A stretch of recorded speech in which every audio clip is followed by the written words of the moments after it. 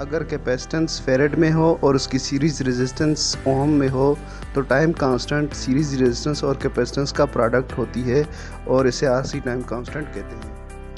Capacitor first RC time constant में 63.2% तक charge हो जाता है।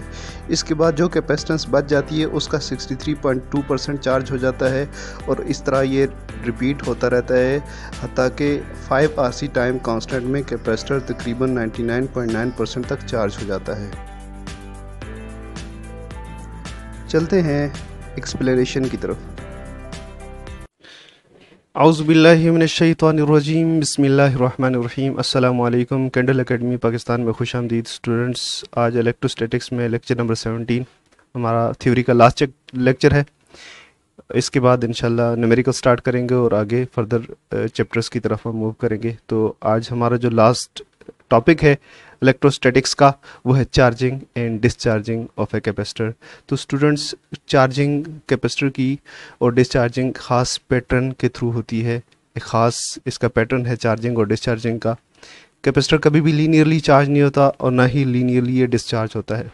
इसका कुछ एक्सपोनेंशियल रिलेशन है चार्जिंग और डिस्चार्जिंग का, और थोड़ा सा ये टाइम लेता है चार्जिंग में और इसी तरह थोड़ा सा डिस्चार्जिंग में भी टाइम लेता है।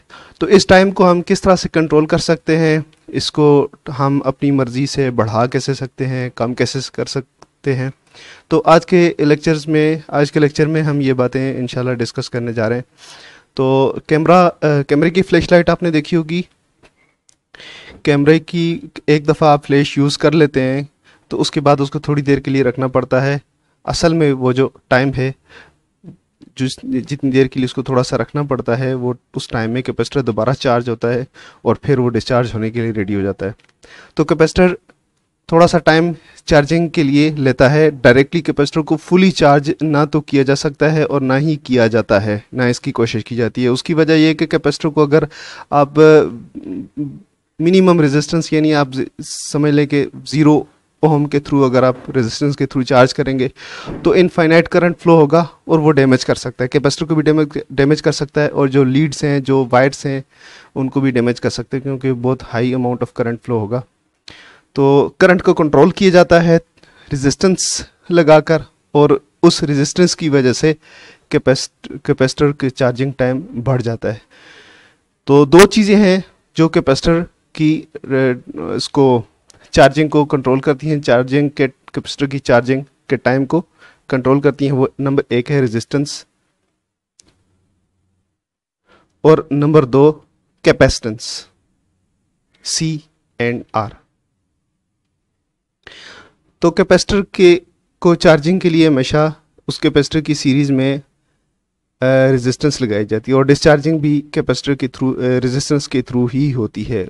वजह मैंने बता दी कि इसमें हम करंट को कंट्रोल करते हैं, high amount of current flow नहीं होने देते। तो इसलिए जब फ्लो ऑफ चार्ज आपका कंट्रोल हो गया रेजिस्टेंस के थ्रू, तो इसलिए कैपेसिटर को चार्ज होने में टाइम लगेगा। इसी तरह दूसरी चीज़ है कैपेसिटेंस इटसेल्फ। अब देखें, इसकी एग्जांपल है कि आपके पास छोटी सी बकेट है, ठीक है ना, और इसके मुकाबले में एक बड़ी बकेट है। अगर आप इसके अंदर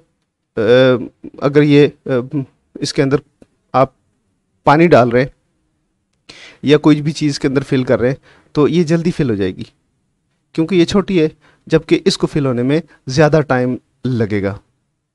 अगर रेट ऑफ फ्लो इक्वल है तो फिर ये ज़्यादा टाइम लेगा, ये कम टाइम लेगा। तो इसलिए अगर कैपेसिटर की कैपेसिटेंस ज़्यादा हो तो चार्जिंग और डिस्चार्जिंग टाइम ज़्यादा हो जाता है क्योंकि चार्ज फ्लो ज़्यादा होना होता है। और अगर आप रेजिस्टेंस बढ़ा देते हैं तो तब भी कैपेसिटेंस की चार्जिंग और कैपेसिटर का चार्जिंग और डिस्चार्जिंग टाइम बढ़ जाते हैं। कैपेसिटर को हम चार्ज करते हैं रेजिस्टेंस के थ्रू और बैटरी के साथ हम कनेक्ट करते हैं। ये है बैटरी और इस स्विच के थ्रू ये स्विच को हम टॉगल कर सकते हैं, यानी ये या तो इस टर्मिनल के साथ 2 के साथ कनेक्ट होगी और या फिर ये 1 के साथ कनेक्ट होगा। अब ये टर्मिनल 1 के साथ कनेक्टेड है तो कैपेसिटर की सीरीज में आ रही है एक ये रेजिस्टेंस और ये कैपेसिटेंस, ये बैटरी आ रही है। तो बैटरी से यहाँ से चार्ज मूव करता है और इस रेजिस्टेंस के थ्रू कैपेसिटर के अंदर स्टोर होना शुरू हो जाता है। जब कैपेसिटर फुली चार्ज हो गया तो हम उसको डिस्चार्जिंग पाथ प्रोवाइड करते हैं। स्विच की पोजीशन चेंज कर दी तो अब कैपेसिटर की सीरीज़ में एक ये रेजिस्टेंस आ रही है और ये पाथ यहाँ क्लोज हो रहा है, बैटरी जो है इस सर्किट से आउट हो गई। तो अब कैपेसिटर के अंदर जो करंट इस डायरेक्शन में फ्लो कर रहा था, इलेक्ट्रॉनिक करंट को अगर हम देखें तो इस डायरेक्शन में, इस डायरेक्शन में करंट जो है फ्लो कर रहा था और इसको हम कहते हैं फिर चार्जिंग करंट। और अभी जब कैपेसिटर फुल चार्ज हो गया तो हमने उसको डिस्चार्जिंग पाथ प्रोवाइड कर दिया, तो अब डिस्चार्जिंग करंट उसकी रिवर्स डायरेक्शन में फ्लो हो रहा है। तो इस तरह इस रेजिस्टेंस के थ्रू अभी कैपेसिटर डिस्चार्ज होगा। जितनी एनर्जी कैपेसिटर के अंदर स्टोर हुई थी अभी उतनी एनर्जी कैपेसिटर से वापस रिलीज होगी और इस रेजिस्टेंस के अंदर in the form of heat dissipate होगी एनर्जी। अगर हम कैपेसिटर का वोल्टेज टाइम ग्राफ देखें तो कुछ इस तरह से बनता है। चार्जिंग के दौरान कैपेसिटर यूं चार्ज होगा, इनिशियली वोल्टेज ज़ीरो होंगे और उसके अंदर जितना चार्ज एक्यूमुलेट होगा इतने ही उसके अंदर वोल्टेज बढ़ते जाएंगे और एक वक्त आएगा कैपेसिटर फुल चार्ज हो जाएगा। तो यहाँ से ज़ीरो से लेकर यहाँ तक टाइम जो है ये यहाँ पे लिखा हुआ है 5t। तो ये 5t को भी हम आगे डिस्कस करने जा रहे हैं कि इसका क्या मतलब है। तो इसी तरह ये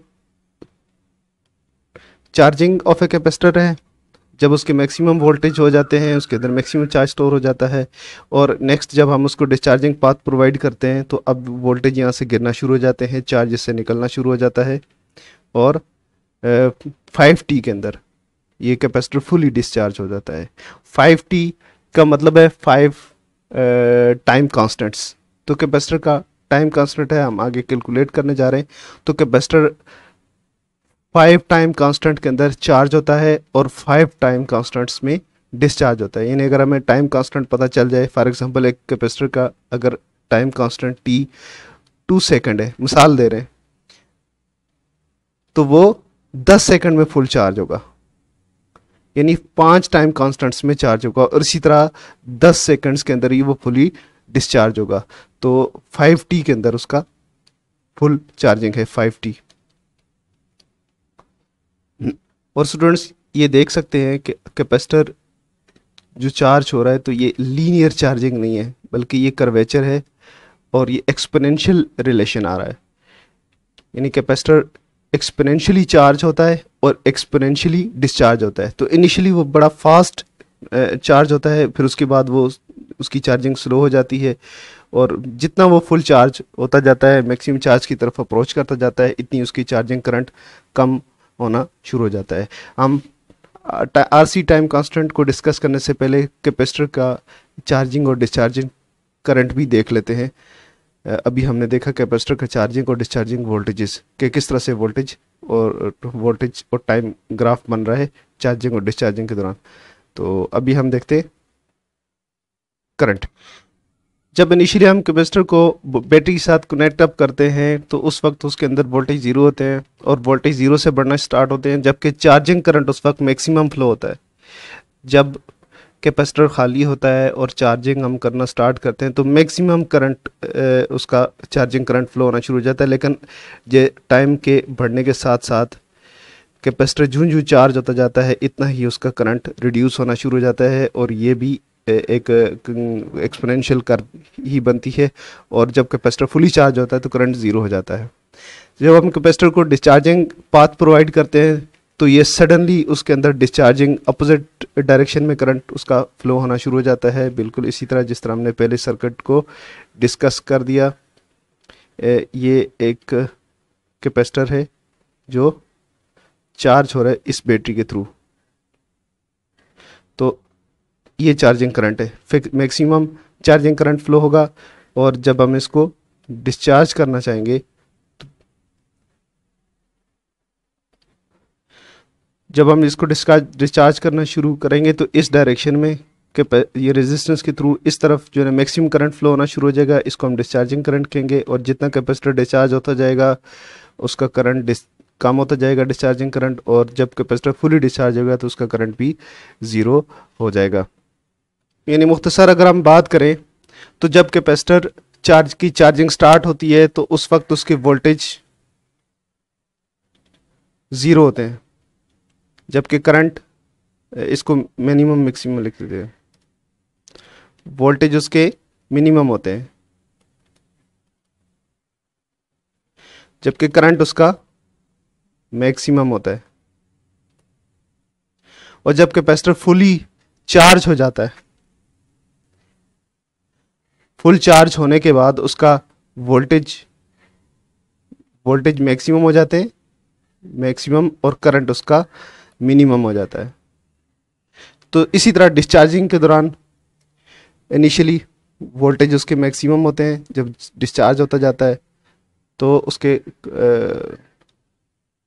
डिस्चार्जिंग करंट भी ज़्यादा होता है, और आहिस्ता आहिस्ता वोल्टेज भी उसके कम होते जाते हैं, और उसका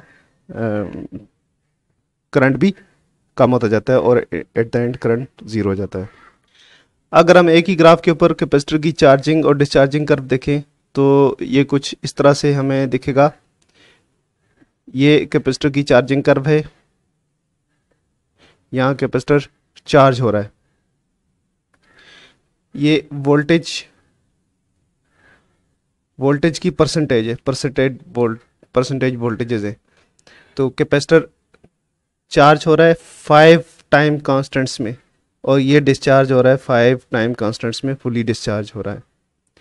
तो या आप पहले भी डिस्कस कर चुके हैं, कैपेसिटर लीनियरली चार्ज नहीं होता, यानी ऐसा इसका ग्राफ नहीं बनता, बल्कि ये एक्सपोनेंशियली चार्ज होता है और एक्सपोनेंशियली डिस्चार्ज होता है। तो इसका जो चार्जिंग रिलेशन है, चार्जिंग और डिस्चार्जिंग, तो कैपेसिटर का ये एक्सपोनेंशियल रिलेशन है चार्जिंग और डिस्चार्जिंग का। यहाँ पे Q जो है वो चार्ज है किसी भी लम्हे में, इंस्टेंटेनियस चार्ज, जब भी हम उसको ऑब्जर्व कर रहे हैं जिस टाइम के जिस लम्हे में, तो उस वक्त उसके अंदर जितना चार्ज स्टोर होगा वो Q कहलाता है। और Q नॉट क्या है, मैक्सिमम चार्ज है, जब कैपेसिटर के अंदर मैक्सिमम कितना चार्ज स्टोर हो सकता है। और T जो है टाइम कांस्टेंट है, और टाइम कांस्टेंट T को हम कहते हैं, लिखते हैं RC। तो RC टाइम कांस्टेंट,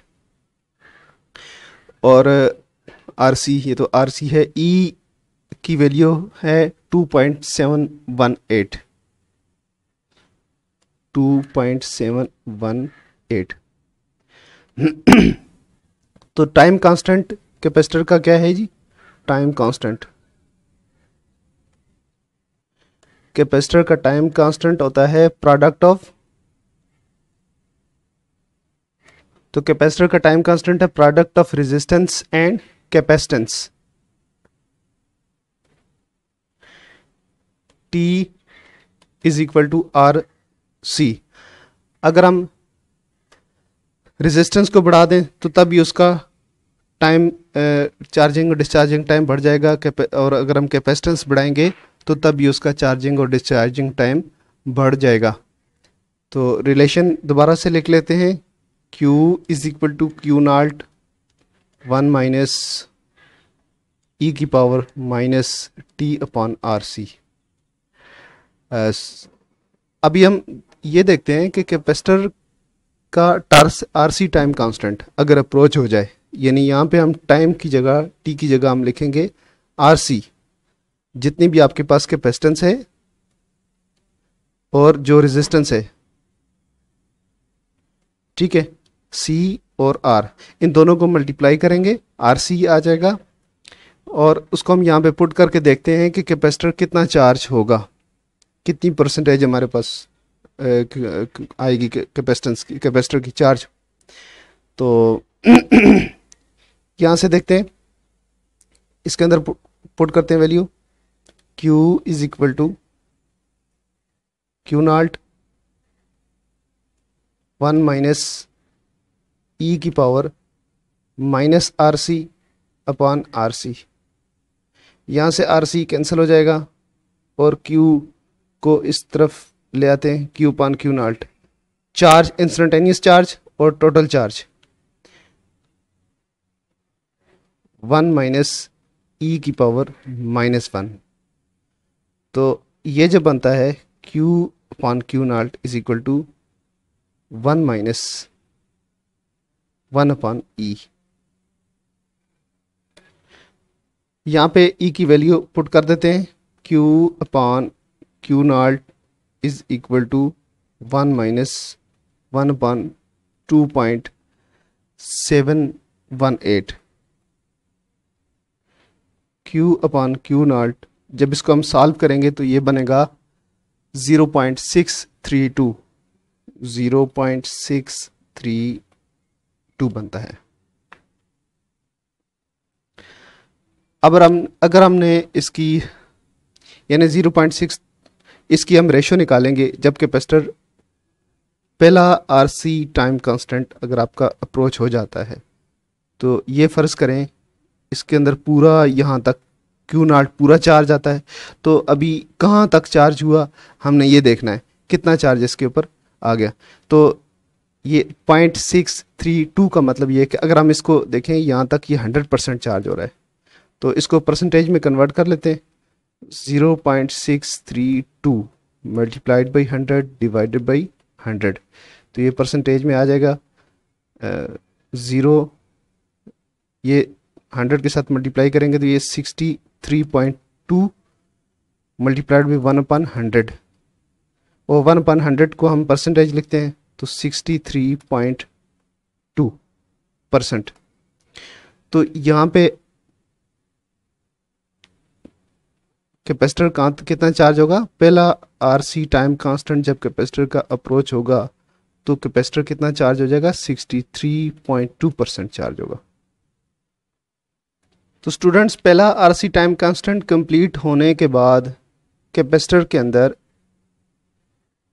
जो गुंजाइश बनती है 63.2% कैपेसिटर चार्ज हो जाएगा, और बाकी कितना मजीद गुंजाइश होगी इसकी, 36.7% इसके अंदर अभी गुंजाइश बाकी है।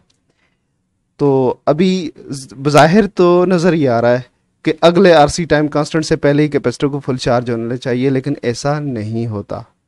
जितना भी बचा हुआ है यानी 36.7% ये बचा हुआ है, तो इस अगले आरसी टाइम कांस्टेंट में कैपेसिटर इसका भी यानी जितना हमने ये सपोज किया है 36.7, तो ये सपोज करें ये इतना बनता है 36.7% इसका, इस पूरे कैपेसिटर का, तो इसका भी 63.2% चार्ज होगा।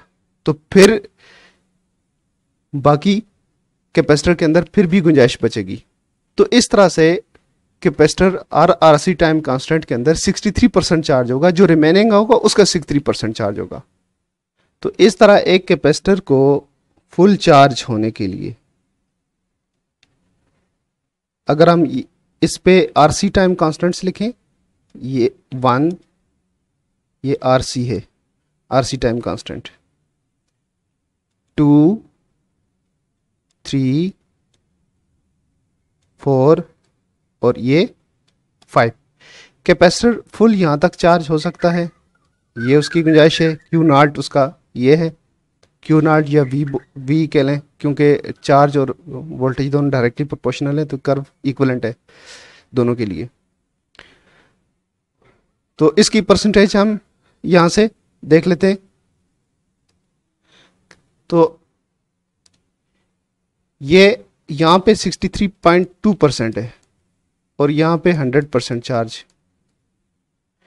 अब कैपेसिटर पहले आरसी टाइम कांस्टेंट में 63% तक पहुंच जाता है, अगले आरसी टाइम कांस्टेंट में वो जो रिमेनिंग है उसका 63% कंप्लीट होता है, और अगले आरसी टाइम कांस्टेंट में उसका रिमेनिंग उसका 63%, और करते करते करते यानी कैपेसिटर की चार्जिंग स्लो होती जाती है, और एट द टाइम यानी जब 5 आरसी टाइम कांस्टेंट कंप्लीट हो जाते हैं तो कैपेसिटर फुल चार्ज होता है। लेकिन फुल कैपेसिटर चार्ज कभी भी नहीं होता, 99.99% आप कह सकते हैं, लेकिन फिर भी कैपेसिटर के अंदर कुछ न कुछ चार्ज की गुंजाइश बाकी रहती है, और ये चार्ज होता रहता है, लेकिन हर दफ़ा जितना बाकी बच जाता है उसका 63% ही चार्ज होता है। कैपेसिटर की डिस्चार्जिंग के लिए जो रिलेशन है वो Q is equal to Q not E to power minus T upon R C है। और ये इक्वेशन है रिमेनिंग चार्ज।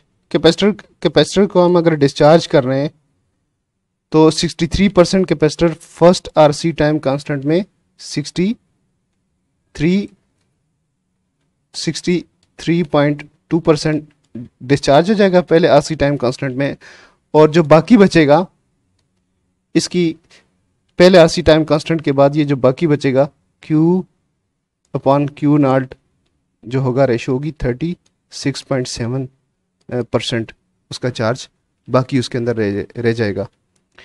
यानी कैपेसिटर जब चार्ज हम डिस्चार्ज करेंगे तो फौरन डिस्चार्ज होगा। इनिशियली 63% तक कैपेसिटर फौरन डिस्चार्ज हो जाएगा। ये डिस्चार्जिंग करंट यहाँ से फ्लो कर रहा है तो पहले ही आरसी टाइम कांस्टेंट में 63% डिस्चार्ज हो जाएगा, लेकिन उसके बाद उसकी चार्जिंग स्लो होना शुरू हो जाएगी, ठीक है ना, और ये स्लो होता जाएगा। तो पहले फर्स्ट आरसी टाइम कांस्टेंट के बाद हर प्लेट के ऊपर जो चार्ज बचता है वो 36.7% बचता है। इसका मतलब है पहले आरसी टाइम कांस्टेंट में रैपिड डिस्चार्ज होता है कैपेसिटर, और इसी तरह चार्जिंग के दौरान फर्स्ट आरसी टाइम कांस्टेंट में रैपिड चार्ज होता है। एक एग्जांपल ले लेते हैं। यहाँ हमारे पास 12 वोल्ट की बैटरी है और कैपेसिटर है 6 माइक्रोफेरेड्स और 1 किलो ओम की रेजिस्टेंस के थ्रू हम चार्ज करना चाह रहे हैं। तो हम ये देखेंगे कि ये वाला कैपेसिटर कितने टाइम में फुल चार्ज हो सकता है। तो आरसी टाइम कांस्टेंट हम फाइंड करेंगे। आरसी टाइम कांस्टेंट होगा 6 माइक्रोफेरेड यानी 6 into 10 to power minus 6 multiplied by 1 kilo ohm है तो 1 इंटू 10 टू पावर 3। तो आरसी टाइम कांस्टेंट कितना बनता है 6 into 10 to power minus 6 plus 3, तो ये बनता है 6 इंटू 10 टू पावर माइनस 3। तो ये बनता है 6 मिली सेकेंड्स। 6 मिली सेकेंड में 6 मिली सेकेंड इसका है आरसी टाइम कांस्टेंट। तो 6 को हम 5 से ज़रब दें, 5 से मल्टीप्लाई करें तो 5 आरसी किसके इक्वल होगा 5 multiplied by 6 is equal to 30। तो 30 मिली सेकेंड्स के अंदर कैपेसिटर फुल चार्ज हो जाएगा। कैपेसिटर का जो चार्जिंग है 63% चार्ज होगा, ये 63.2% चार्ज हो जाएगा 6 मिली सेकेंड में, यहाँ 6 मिली सेकेंड में, और ये फुल चार्ज होगा 5 आरसी टाइम कांस्टेंट जब 30 मिली सेकेंड इसके अप्रोच कर जाएंगे। हम कैपेसिटर की चार्जिंग और डिस्चार्जिंग के टाइम को कंट्रोल कर सकते हैं। दोनों चीज़ें हमारे हाथ में हैं। हम रेजिस्टेंस की वैल्यू कम करते जाएं तो आरसी टाइम कांस्टेंट कम होता जाएगा। मिसाल के तौर पर जो एग्जांपल है हमारे पास उसमें हमने 6 माइक्रोफेरेड का कैपेसिटर यूज़ किया, बैटरी हमने अप्लाई की हुई है, और ये रेजिस्टेंस हमने जो यूज़ की है ये 1 किलो ओम की यूज़ की है। इस 1 किलो ओम की रेजिस्टेंस की जगह हम करते हैं 100 ओम की रेजिस्टेंस यूज़ करते हैं, बल्कि इसको हम बहुत कम कर देते हैं, 10 ओम कर देते हैं। किलो की जगह 1 किलो ओम की जगह 10 ओम कर देते हैं। कैपेसिटर हम वही वाला रहने देते हैं, देखते हैं उसकी चार्जिंग के ऊपर क्या फ़र्क पड़ता है। तो T is equal to R C. तो आर सी की वैल्यू यहाँ पे रेजिस्टेंस है 10 ohms multiplied by 6 into 10 to power minus 6। तो ये प्लस इसमें से माइनस हो जाएगा, तो 6 इससे मल्टीप्लाई हो जाएगा यानी 60। ऐसा कर लेते हैं 60 इंटू 10 टू पावर माइनस 6। तो इसको माइनस 6 ही रहने देते हैं ताकि हम इसको माइक्रो सेकंड में रिप्रेजेंट कर सकें। तो अब ये 60 माइक्रो सेकंड्स है, क्या है 60 माइक्रो सेकंड रिड्यूस हो गया, हमने रेजिस्टेंस कम की तो 60 माइक्रो सेकंड तक ये आ गया 6 मिली सेकंड से।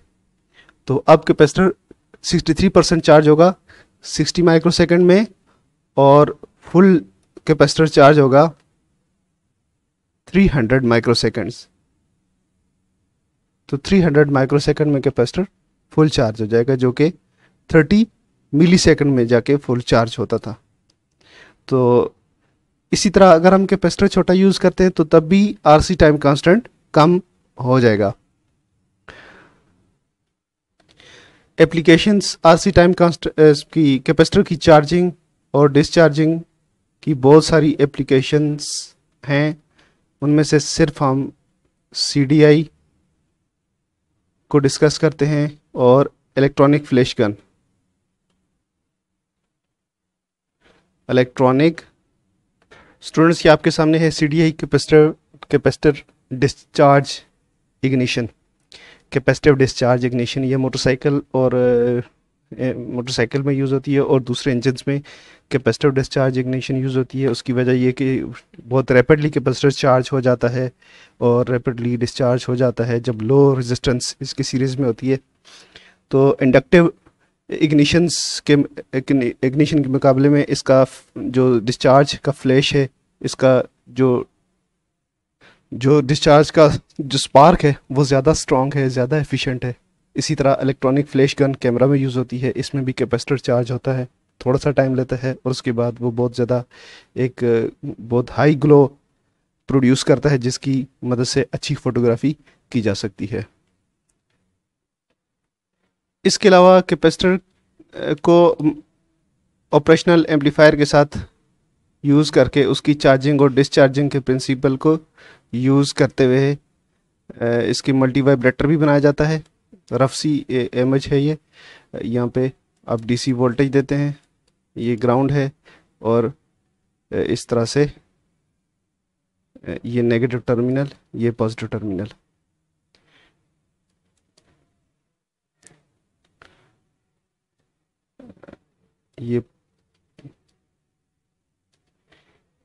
ये नेगेटिव टर्मिनल है, सॉरी ये पॉजिटिव टर्मिनल है। यहाँ से इसको ये फीडबैक मिलती है और ये ग्राउंड इस तरह से। तो इस तरह से आप मल्टी वाइब्रेटर बना लेते हैं, पीडब्ल्यूएम जनरेट कर लेते हैं। तो यहाँ से जो प्रिंसिपल यूज़ होता है वो कैपेसिटर का यहाँ पे चार्जिंग और डिस्चार्जिंग का प्रिंसिपल यूज़ हो रहा है। तो उसकी मदद से आप यहाँ कोई भी फ्रिक्वेंसी अचीव कर लेते हैं, और टाइम कांस्टेंट कोई वेरी आप यहाँ से कर सकते हैं। इस रेजिस्टेंस को आप चेंज करते हैं तो इसका आरसी टाइम कांस्टेंट चेंज हो जाता है, जिसकी वजह से कैपेसिटर शार्पली चार्ज और शार्पली डिस्चार्ज हो जाता है, और आपको जो पीडब्ल्यूएम है वो हाई फ्रिक्वेंसी की मिलना शुरू हो जाती है। दूसरा, आप यहाँ से कंट्रोल कर लेते हैं कि कैपेसिटर को आपने मैक्सिमम कहाँ तक चार्ज करना है। यानी अगर आप इसको कंट्रोल करते हैं तो कैपेसिटर हो सकता है 20% तक चार्ज हो, तो 20% पे तो बहुत शार्पली चार्ज होता है, क्योंकि 63% पे तो वो पहले आरसी टाइम कांस्टेंट पहुंच जाता है, और डेफिनेटली वो ज़्यादा जल्दी 20% तक पहुंच जाता है। तो ये रेजिस्टेंस डिसाइड करती है तो कैपेसिटर को कितने परसेंट चार्ज करना है, और ये रेजिस्टेंस डिसाइड करती है कैपेसिटर का आरसी टाइम कांस्टेंट कितना होगा। तो ये मल्टी वाइब्रेटर बनता है। ये वैसे कोर्स में नहीं है, एडिशनल इन्फॉर्मेशन दे रहा हूँ। तो इस तरह से मल्टी वाइब्रेटर्स भी बनाए जाते हैं। इसके अलावा भी बहुत ज़्यादा इसकी एप्लीकेशन है कैपेसिटर की चार्ज और डिस्चार्ज की, लेकिन हम अपना लेक्चर यहीं पे ख़त्म करते हैं। इजाज़त दीजिए, अल्लाह हाफिज़।